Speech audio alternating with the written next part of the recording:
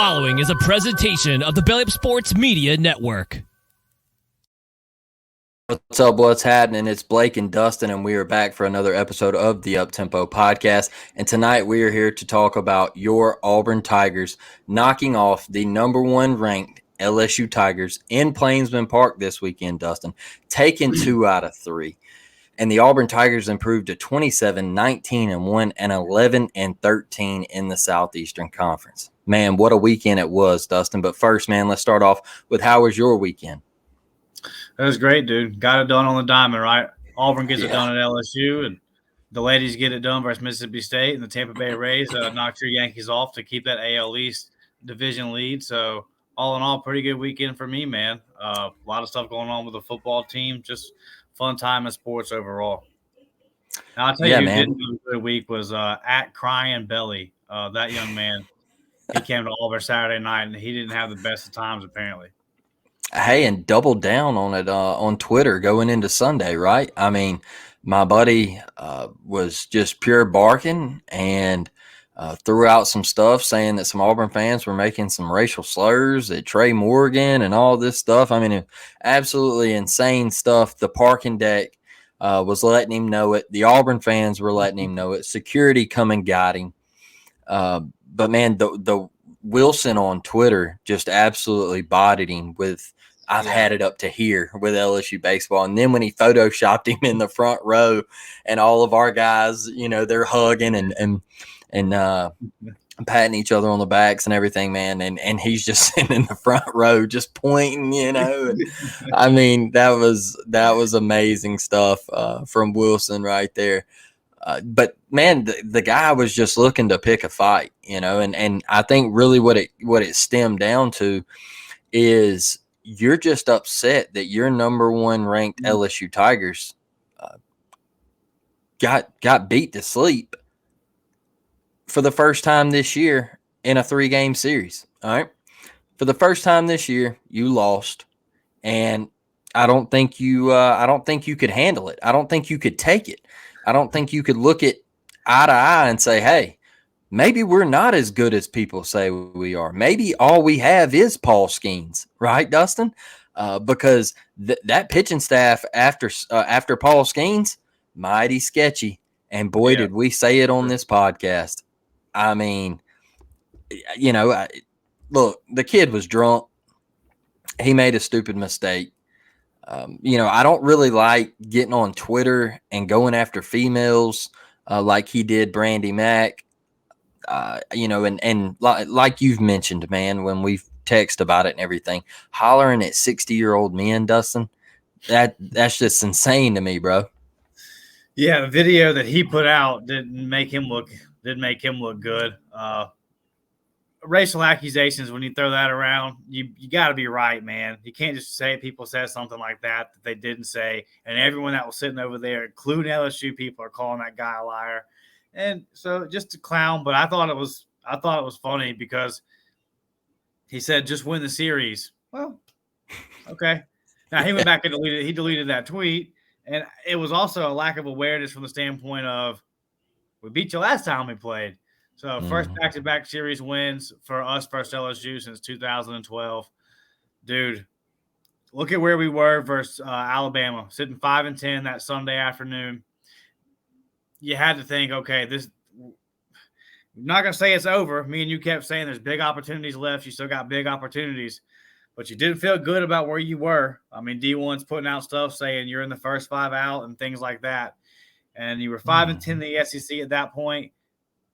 And then you come off and you win your next 3 series, 6-3 since that point in the SEC with 2 series wins back-to-back versus top 3 teams. We've jumped all the way up to 28th in the RPI, man. We win these next 2 series, we're going to host. Yep. What a turnaround this team has made. Everyone that followed this team said it all year, man. You just need a handful of pitchers, a couple of starters, a couple of guys in the bullpen to get consistent and get it figured out. Now, I trust Tommy Vale. I know he's going to give me a good start. Now I trust Herbert Holtz. I know he's going to be competitive. And with the bats and the lineup that we have, We don't have to be world beaters, man. You just have to Yep. keep us in the game. You just have to keep us in the game. And shout out to a guy like Chase Allsup. Hey, we lost 3-0 Friday night, and shout out to you for calling Butch's strategy, saying that that's what he was doing with Chase Allsup. Was just saying Friday night's a wash because Paul Skeens goes 7.1 innings, gives up 6 hits. Anytime we did get in trouble, he didn't even get contact for double plays. He just said, "I'll strike y'all out." He finished with 15 strikeouts. The kid's just unbelievable, man. The best college pitcher that I've seen in a very long time. So kudos to him, man. That kid is just unbelievable. So we didn't get it done Friday night. The first Friday night we've lost since the Arkansas series. But strategy worked because then you come into those next 2 games, you throw your 2 guys. You mentioned it on our last podcast, what Butch was talking about. I know an LSU reporter had said after the game that this was the first time all year people had done that. The conventional thinking, normally you say, we'll throw our ace versus their ace. Butch kind of taking an out-of-the-box approach. Like, again, shout out to you for calling it. And it worked, bro. It worked. It's our first series loss of the year, so it worked. You're not going to do Paul Skeens, but you can get to those other guys, and that's what we did. Yeah, man, and tip my cap to Butch because he was really looking at this, right, and saying, we just need one. All right, so what better way to get one than to have Tommy Vale go on Saturday and Christian Herberholz go on Sunday? So you can find one out of those 2 with Vale and Herberholz. But where you can't find one is if you waste Vale on Paul Skeens. But like you said, though, man, that was one of the bright spots in our weekend. I know both me and you agreed on it when we were texting, and Chase Allsup, I know he comes out and he hits Dugas to lead things off, and then he gives up the bomb to Trey Morgan, and it looked really, really bad early. Like it looked like, oh boy, here we go. Here's the same Chase that we've had all season. But man, I just want to point this out. If you are a regular on this podcast, you know that we have come for Chase Allsup on this podcast. Because why? Not because we hate him or we want to down him or anything like that. We love Chase Allsup. He's an Auburn Tiger. We believe in him. All right. We come for him because we know what he did Friday night is what we expect. That is what we expect out of Chase Allsup. And honestly, Dustin, I think he has earned the right to get another shot to start. Okay. And I'm so damn proud of him, man, because he stepped up when Auburn needed it the most. And I know we keep saying that, when Auburn needed it the most, because if you look back to Tuscaloosa, like you mentioned earlier, man, your season was on the line, Dustin. Everybody said after you lost that series, I don't think you go into the NCAA tournament. I even tweeted that out. I said, I think the winner of this series goes and the loser goes home. That's how I felt at the time. But man, what a turnaround. Like you mentioned, guys have been able to come out of that bullpen and we rely on them and we can count on them. And look, we lost 3-0, Dustin. But let's look at the names. Tanner Bauman, Chase Isbell, Hayden Murphy, all right, a true freshman, all right.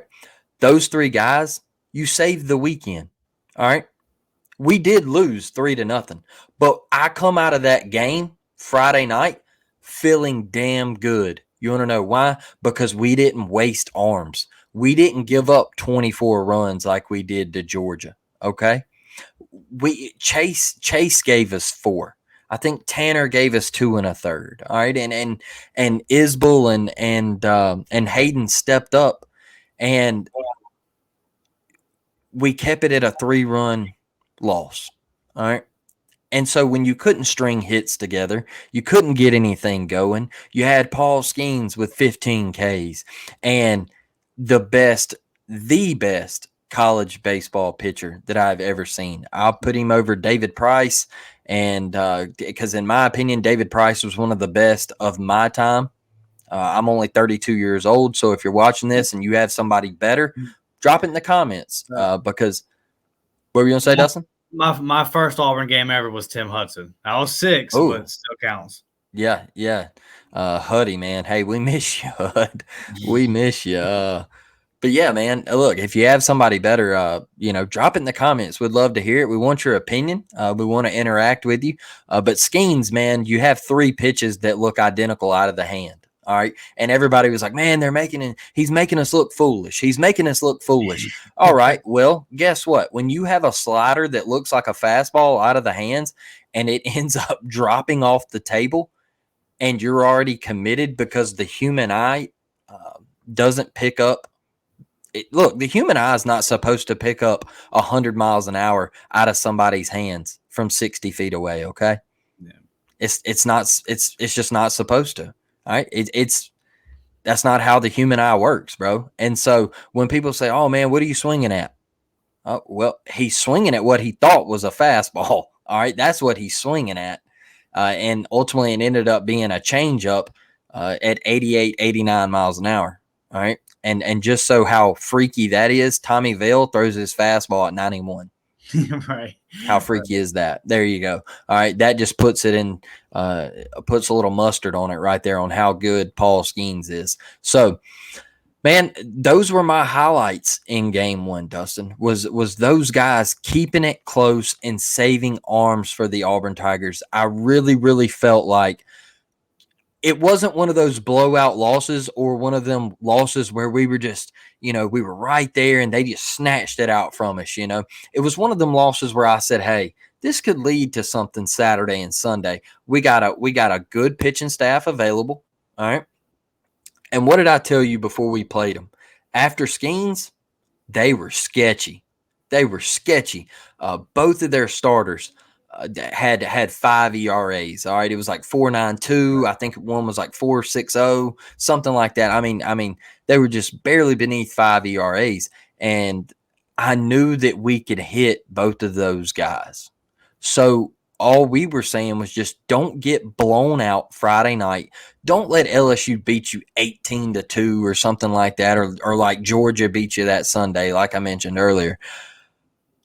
And Auburn didn't, man. And you could tell the team, even though they lost 3-0, they were still a little fired up going into Saturday. You could tell there was a little moxie.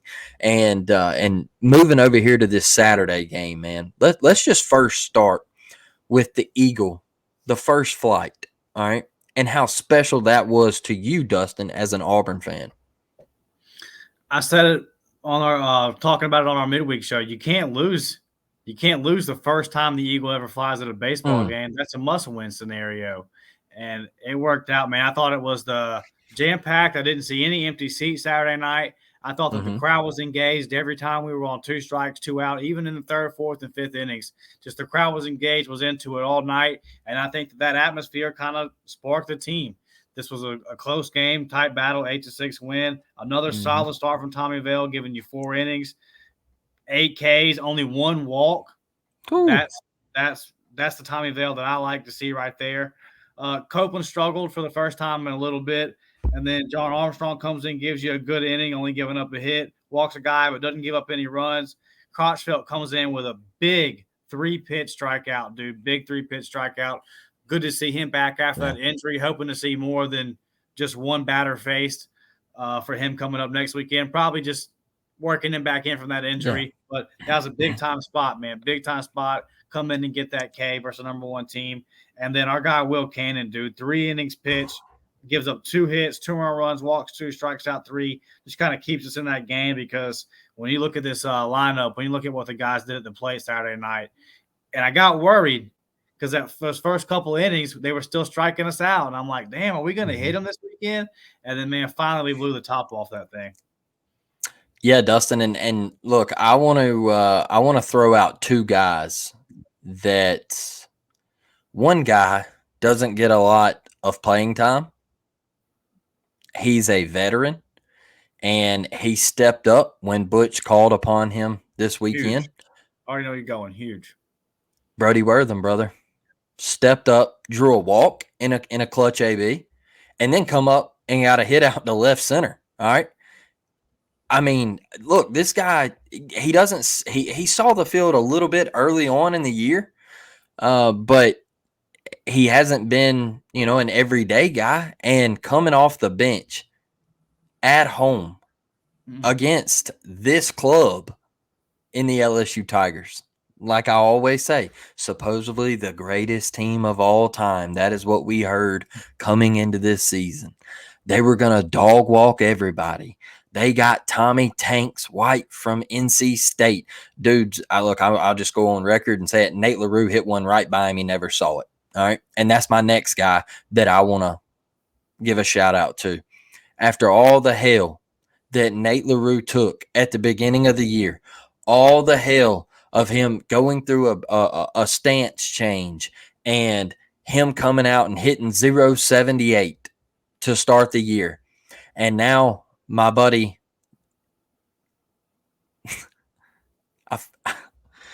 I feel good. I feel good for him, man. I'm proud of him. He's one of the captains of this team. Mm-hmm.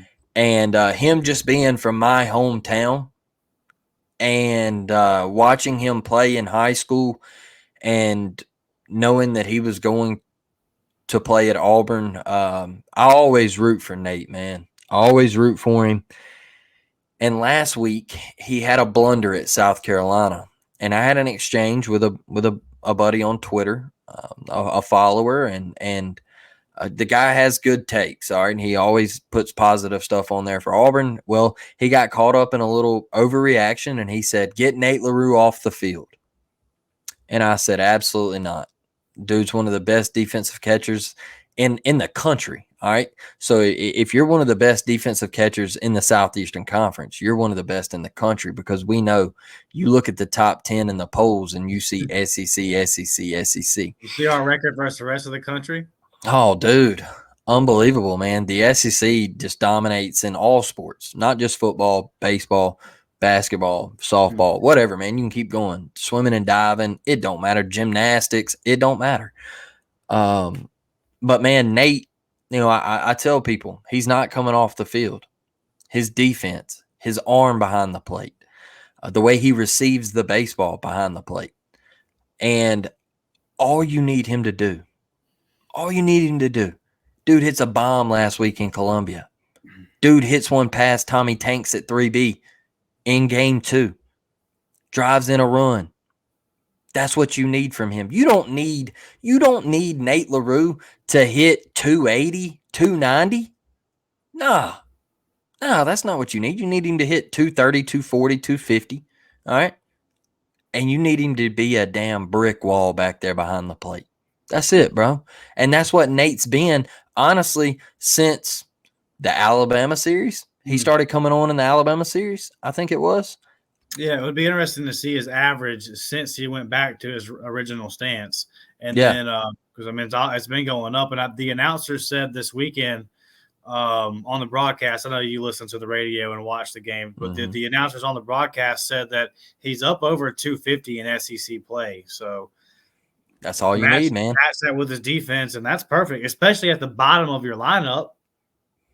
Yeah. And dude's hitting into the 9 hole, bro. I just want people to understand. At catcher, you look at all the great catchers, bro. Go back and look at all the great catchers and look at their averages. All right. They're really not great hitters, bro. You're not asking your catcher to hit you 300. All right. That's not what you ask. All right. You ask your catcher to be a damn wall behind the plate, throw people out. All right. Pick people off like Nate LaRue does. How about that, Dustin? How about that play? Yeah, man, awesome. Man, when he backpicked him at first, I mean, that Nate is just too smooth with it, brother, back there. And how you could ever want him to be taken off the field. Look, I know what he went through earlier in the year and the struggles and Butch pulling him and everything. But I also think that led to what Nate is doing right now. I think it lit a fire under his ass, if I'm being honest with you. Yeah. I mean, what are your other options? Aren't guys that are batting 300-400. So and you're not going to have a lineup full of guys that bat 300. You got a guy batting in the low 200s, like you said, that's one of the best defensive catchers in the league, if not the country. And you already know what his teammates think about him because they voted him captain. So yeah, Nate's got to be out there. And he also is a guy that's been there, seen that, he knows how to handle the pitchers. He knows how to handle the staff. He can go out there and talk to a young guy like Zach Crotchfeld or whoever it is, a guy like Drew Nelson who we'll talk about in a minute, and calm them down. He knows how to call a game. He knows what he's doing, man. Nate's just valuable to this team. You got to have him. He's an integral part of the team. Yeah, man, and you know, I want to talk about Will Cannon for a minute. An absolute dog, nails to come out of the pen, 3 innings. These are 3 guys right here. I know Connor got a little run, and I know John got into some trouble, and Zach had to come in and blow the fastball by him. Yeah. All right, but these 3 guys in game 2, that's why I put it up here, bro. Just absolutely huge. And Will Cannon is that guy. He's that dude, man. And I know it wasn't always pretty. And I know he put the go-ahead run at the plate in the last inning. But he nutted up, and he got it done. And when you needed a strike, he gave you a strike, and he handcuffed Trey Morgan, and he sat him down when we needed it the most. I love going back to that, when we needed it the most. Because, Dustin, this damn team has had their backs against the wall. Let's be honest, man. They've had their backs against the wall, and they have freaking responded. And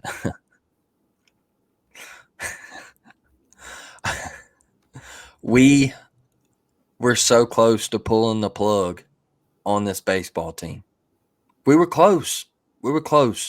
I remember, you know, early on and us just saying, dude, the pitching, it's just not there, man. And I would always refer to, man, we got some babies out there. We got some puppies, Dustin. You know when I would say that. And I would say, this guy's just not ready for the moment right now.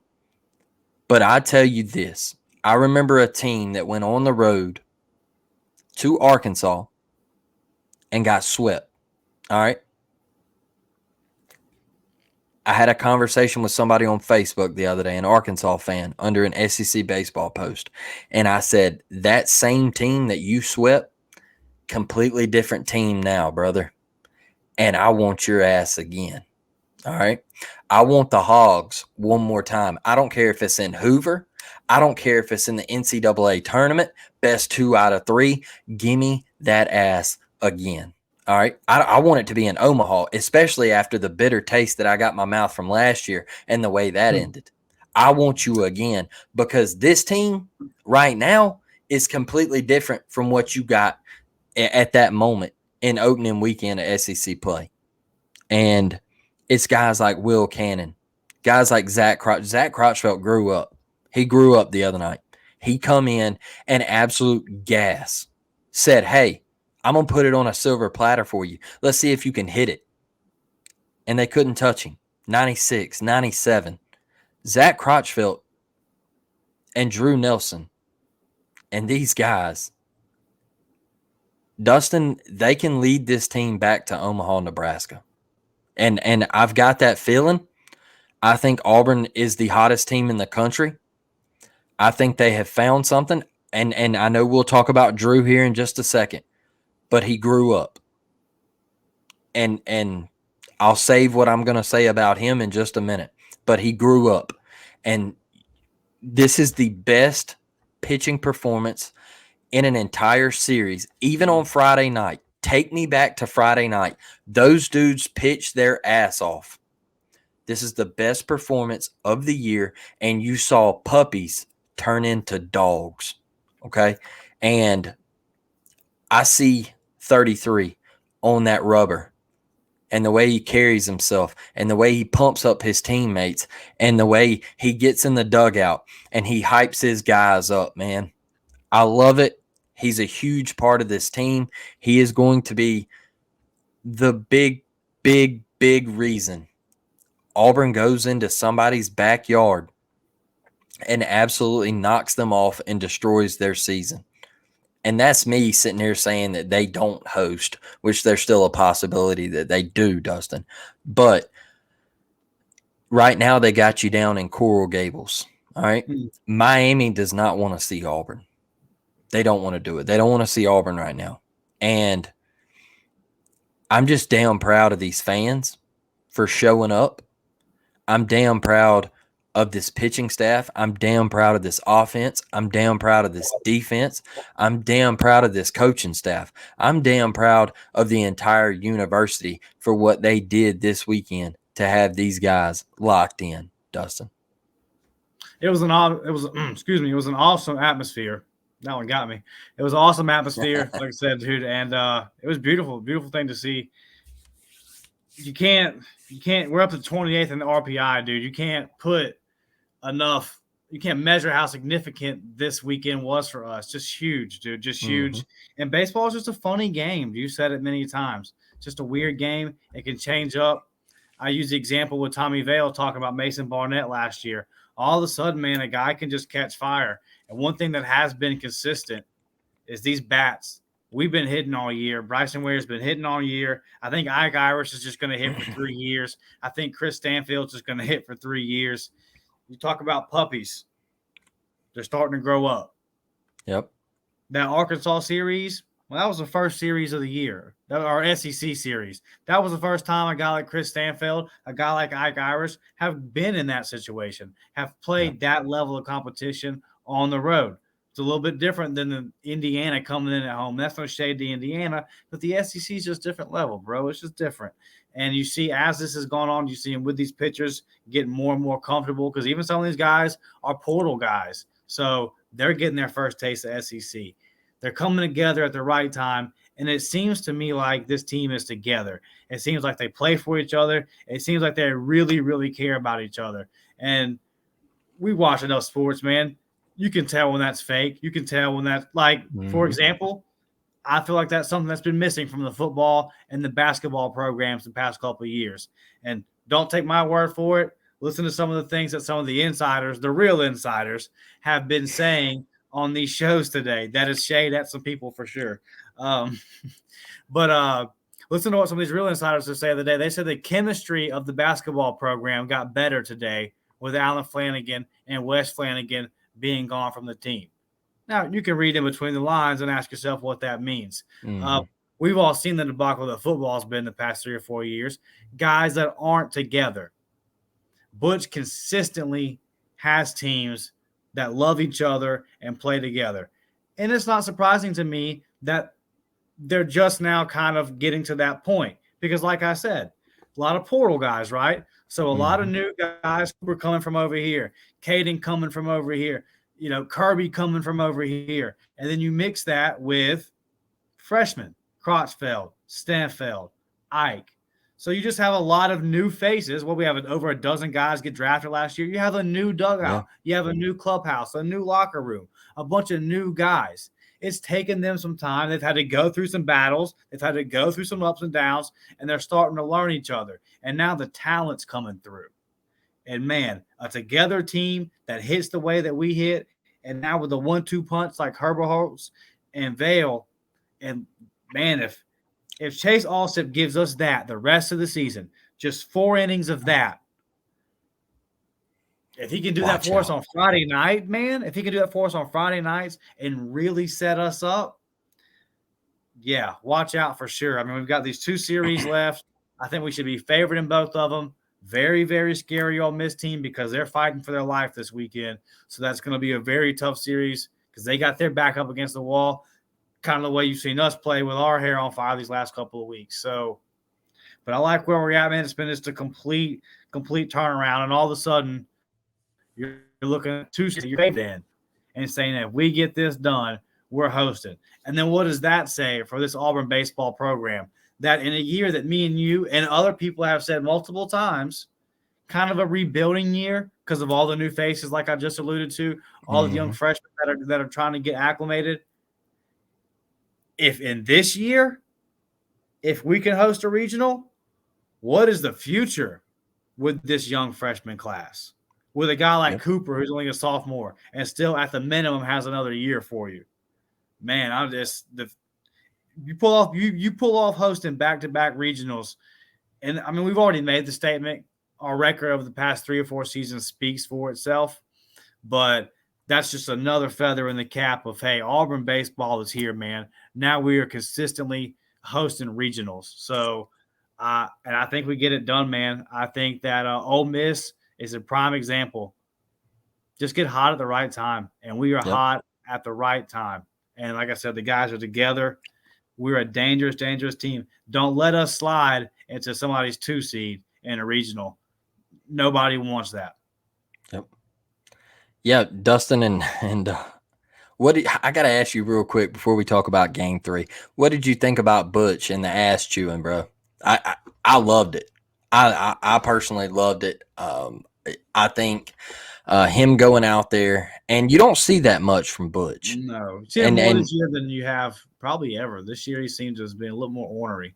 Yeah, and me personally, I loved it. All right, I think that is what this weekend was about, and that's why I loved it. And I think he was showing his boys, hey, just because they're over there in that dugout, they're not going to get their way. All right. Just because they're number one, all right, when Buddy gets thrown out, he's going to have to go. All right. You don't get your way. You don't get your way just because you're the number one ranked team. All right. You get out of here. Skedaddle. Get going. All right. And I'm not going to let you walk up in here in my house and take over my house. Right. And I think our guys responded to that. And they said, hey, we know what Butch is about, and our head coach has got us. And I just wanted to get your thoughts on that because I loved it. Yeah, loved it too. Big fan of it. I thought that was calculated. It almost got to the point to where it was like, is he trying to get tossed to send a message? Yeah. Just because of what the score was, where we were in the game. I felt like maybe he was just kind of saying, trying to fire the guys up. I'm not – he was seriously pissed off. He was upset. And like I said, man, a little bit more of that this year. He seems to have been aggravated this past month or so. But he's been coaching his ass off, and what he did this weekend, the way he approached schemes, the way he approached the weekend, it paid off beautifully. And it is a small fraction, okay? So I'm almost even hesitant to give these people the light of day, but I see it. I see him anytime we lose a series, and I see him on Twitter, and I see him on some of these bulletins. Stop with any of this doubting Butch, any of this Butch Thompson hate. It is by far the dumbest, stupidest take. This man is one of the best managers in the country, and you should be worried about us maybe losing him to Mississippi State versus saying that you want something different. You better hope that we do everything we can to keep him, because that man is Auburn baseball. And talking about how long he chewed those umpires out, Blake, shows how much respect the umpires had for him, right? Because they gave him a lot of leeway there. Yeah. Yeah. And Dustin, I said it last year. I said, you better take Butch and give him a lifetime contract. Lock him up. Lock him up, just like you did Bruce. Lock him up. All right, man. Because do you want your baseball program to go back to not being competitive, man? Do you want to go back to those sunny days that we were, just in not too long ago? You don't want to go back to that. That was miserable. All right. Goosebumps just thinking about it. I mean, you want Butch Thompson around forever. Pay him. Give him what he wants. Improve your stadium. All right. I want it now. I want it now, because instead of having people sit out in lawn chairs in right center, right, I want seats out there. All right. Give me a deck. Give me something. Give me what Mississippi State has out there with the left field lounge. Give me something out there. All right. It's on us too, right? We have to what we did this weekend, we have to do every weekend. We have to show up. I'm call myself out too. I'm not on a high horse. I probably need to make that 3-hour drive a little bit more. Yeah, and I'm right there with you, Dustin. But man, let's move to Game 3 and break this last one down. And we used 2 arms, Dustin. We used 2 arms, brother. I mean, that is on a Sunday. Insane. On a Sunday. Hey, what is going on? What is going on, people? On a Sunday, we held somebody to 2 runs on a Sunday, Dustin. Oh, the sky is falling. The sky is falling. The sky is falling. Oh, my God. Man, give them hell. Stand up and yell. Hey! Hey, so man, I'm to the point where we know what Christian Herberholz did, right? And the guy I want to talk about is Drew Nelson. And a couple weeks ago, I come on here and I said maybe it's time for Drew to just kind of sit down for a minute and maybe not get as much run out there. And I watched this kid get absolutely ran against Indiana. I've watched him get ran at down in Gainesville. All right. It's been bad.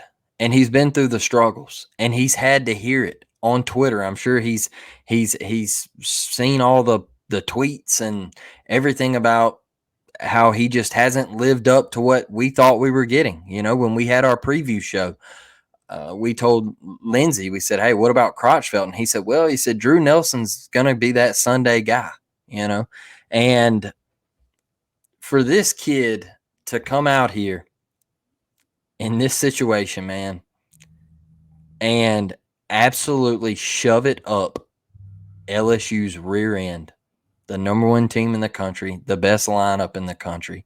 And he said, hey, you can take this hook, you can take this fastball, all right, and I'm going to put it right over the plate and dare you to hit it, and you couldn't touch it. It was the first time he's been truly, truly competitive, Dustin. And when I mean competitive, I mean the ball being around the plate. All right. He looked locked in. He wasn't sporadic and throwing ball after ball all over the zone. He was hitting spots. He was locating the fastball and he was humming that baby. And I got to tip my cap to Drew Nelson for the job that he did. 3 innings. I think he gave up 1 hit, no runs. Man, he ain't a puppy anymore. He's a full-grown dog. And if you get that out of Drew Nelson for the rest of the year, Dustin, that's just another piece, man. It's another piece to the puzzle.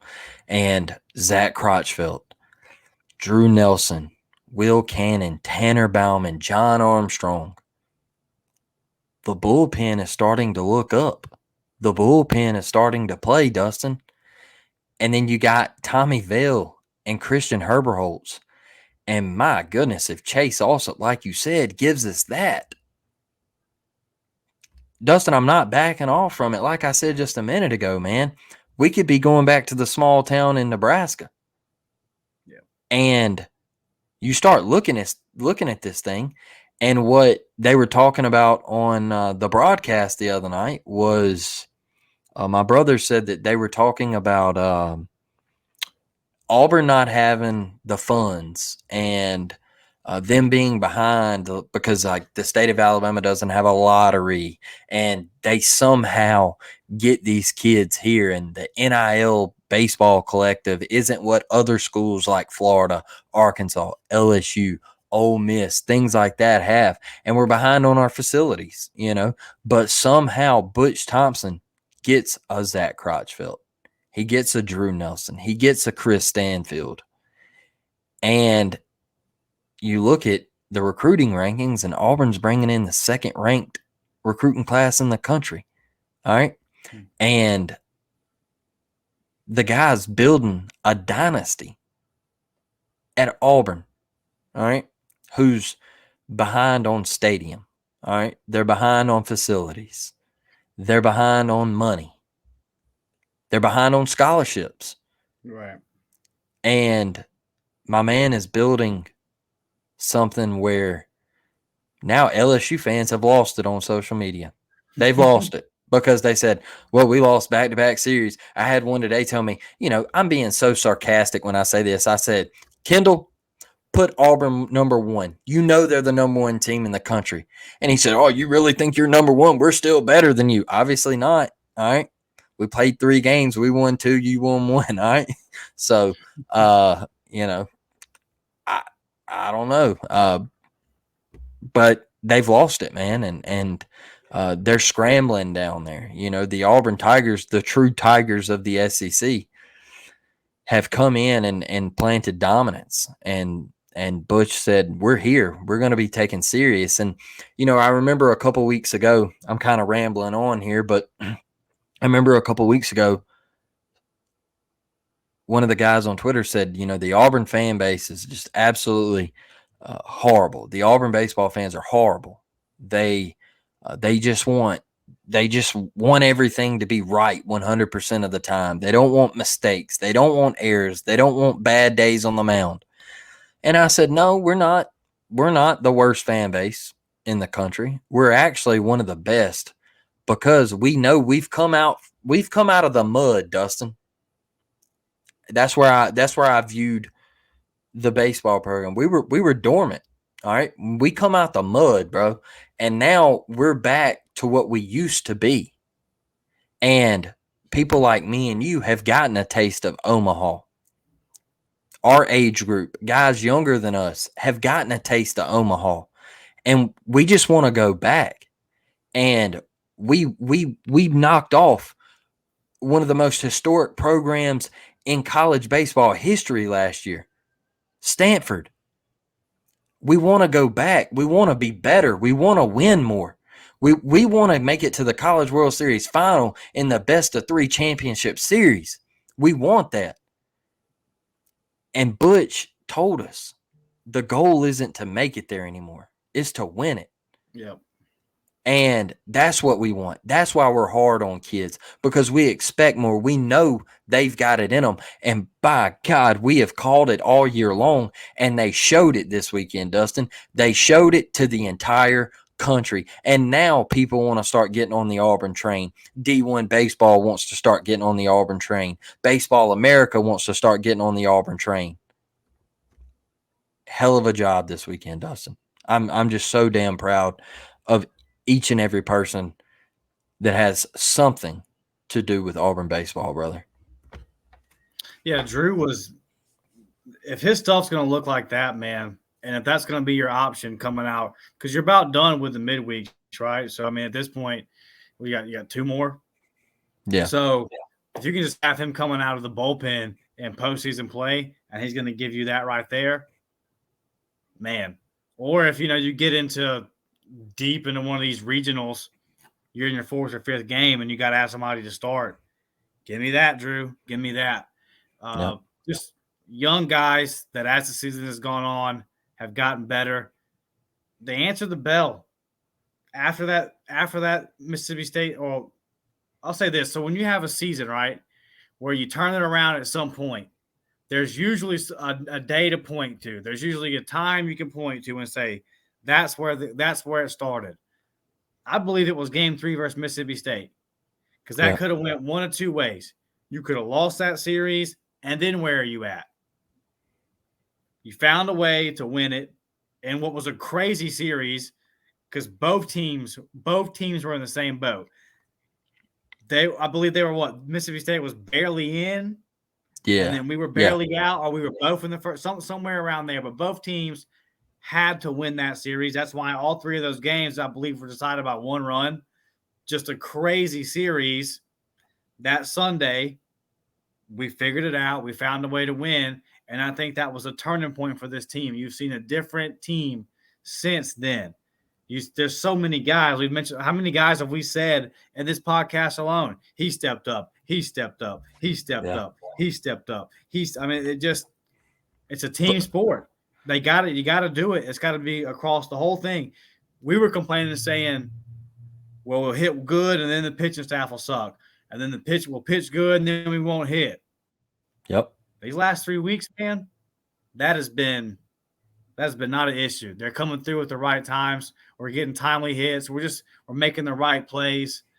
Man, we are so dangerous, and that's why you see everybody, because the lineup is what it is. Everyone across the country is enamored with a freshman like Ike Irish. Yeah. Every time we play somebody, their coach gushes about it. Their players gush about him. They talk about how deadly and dangerous this lineup is. You see how hot Coop's been. Not his best weekend, but he still found a way to get on base. Had to walk off we 10-run ruled LSU, dude. We Yeah. just 10-run ruled the number one team in the country. Instead of us getting 10-run ruled on a Sunday, we 10-run ruled a team that hasn't lost a series all year. Yep. Just playing Auburn baseball. And like you said, dude, Butch is building a dynasty. And that's why you can recruit guys with some of the deficiencies that we have as not even as a program, really as a state. Because you also go back to what Lindsay talked about, the scholarship issue because in Florida it's called Bright Future Scholarship, where if you have a 3.0, you get a free scholarship in state. They don't have that in Alabama, whereas all these other SEC school states do have it. There's a lot of disadvantages that we're in just being a baseball school or just as a baseball program in the state of Alabama. Bush is able to overcome all those things to sign a number 2 class because he's such a high character guy, man. Like, people want to play for him. And now it's becoming a thing where you can almost look at it and say, over the course of a season, I trust Bush is going to find a way to win us some games. Like, it seems like he figures out the deficiencies and he tinkers over here and he tinkers over here and let me mess with this and let me put this guy here. And as fans, we're sitting there going, what the hell is he doing, changing all this stuff up all the time? And then by the end of the season, we get this end product to where we're usually playing really good baseball. We're really, really lucky to have him.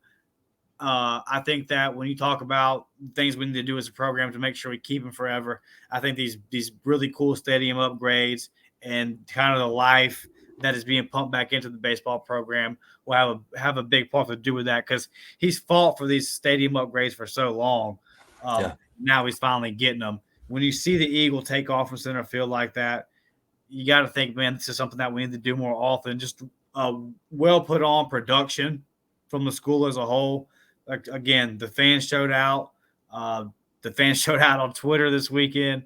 So just awesome time, man. And we are probably the most dangerous baseball team in the country right now.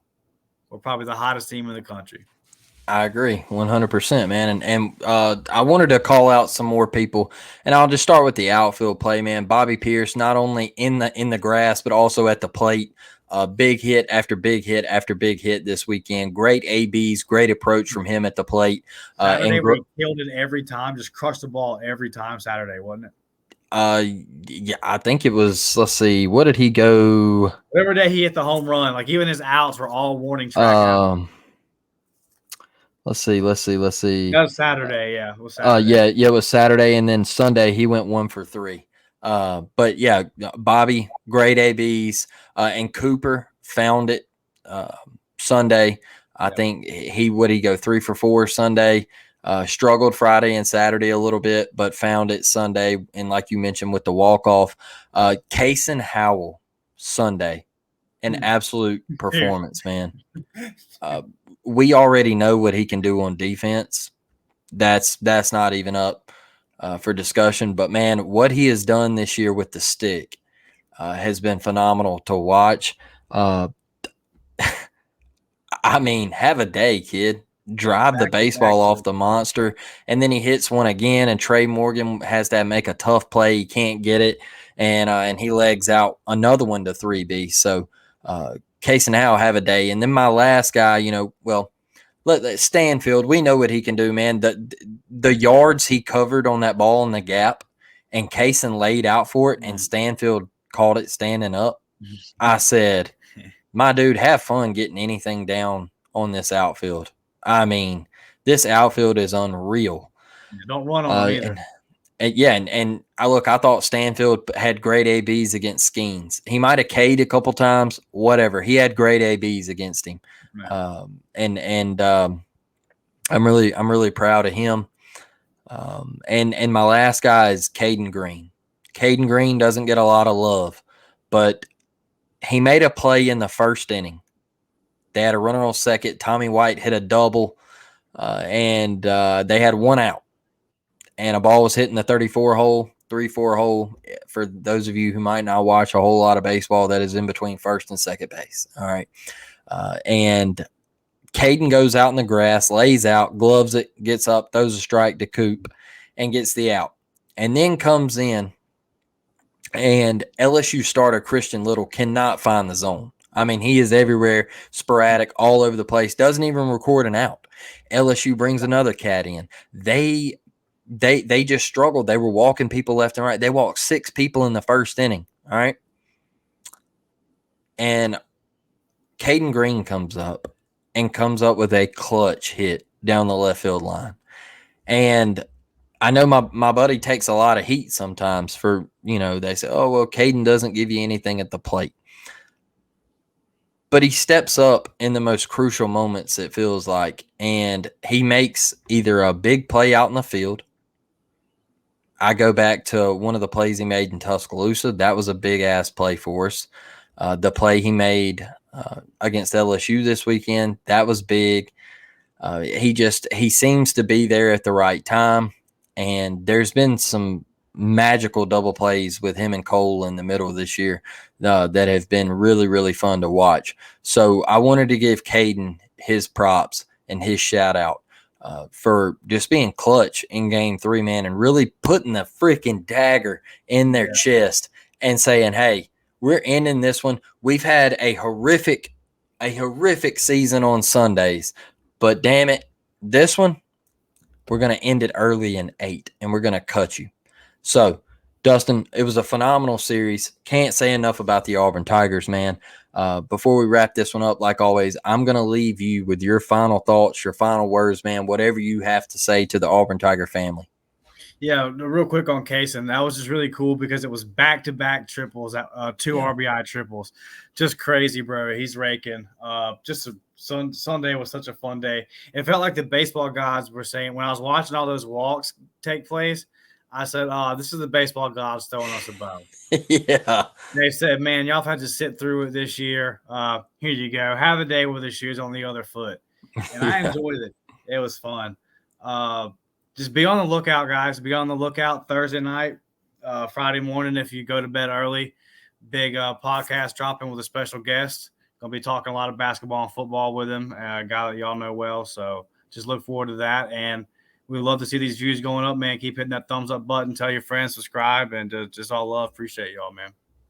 Yeah, I love that, Dustin, man. And like you said, just click subscribe. Go over to Apple, Spotify. Do what you can. We really appreciate it. I know I've been clipping things and uploading shorts. You guys have been interacting with those, commenting, liking. We love it. We appreciate each and every one of you. And we're going to keep this thing rolling. We want to produce baseball content. We also want to produce everything else. But it is baseball season. We are excited. This team has responded. And Dustin, what you got? I just want to say, I see a lot of people out there saying, across, because I listen to all the Auburn podcasts, all that. And I see a lot of people saying, we need more Auburn baseball stuff. We need more Auburn baseball stuff. So tell your friends, man, like y'all know we cover in every game.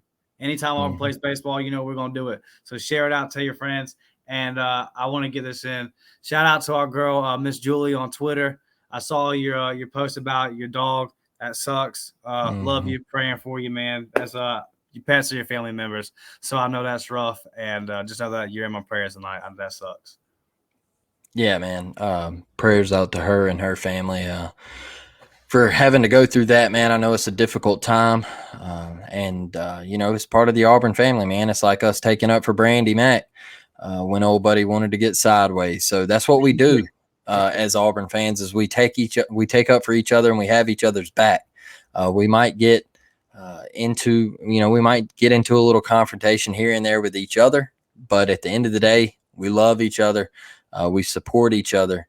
And we will ride and die for each other. So with that being said, we're going to wrap this one up. And like always, we're going to leave y'all with a war damn eagle. We will catch you on the next one. We're out.